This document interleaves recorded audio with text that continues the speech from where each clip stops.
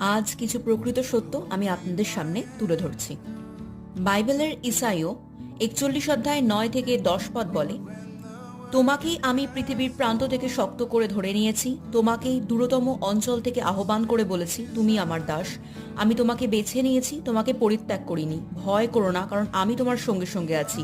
ব্যাকুল হয়েও না, কারণ আমি তোমার পরমেশ্বর। আমি তোমাকে শক্তিশালী করে তুলছি, সাহায্য করছি, সত্যি আমার বিজয়ী হাতে তোমাকে ধরে রাখছি।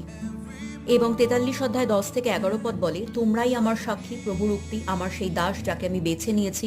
তোমরা যেন আমাকে জেনে আমাতে বিশ্বাস রাখো এবং বুঝতে পারো যে আমি তিনি। আমার আগে কোনো দেবতাকে গড়া হয়নি, আমার পরেও কোনো দেবতা থাকবে না। আমি প্রভু, আমি ব্যতীত আর ত্রাণকর্তা নেই। এবং ইসাইয় ৪৪ অধ্যায় ৬ পদ বলছে, প্রভু ইসরায়েলের রাজা, তার মুক্তি সাধক, সেনাবাহিনীর প্রভু কথা বলছেন, আমি আদি, আমি অন্ত, আমি ব্যতীত আর কোনো ঈশ্বর নেই।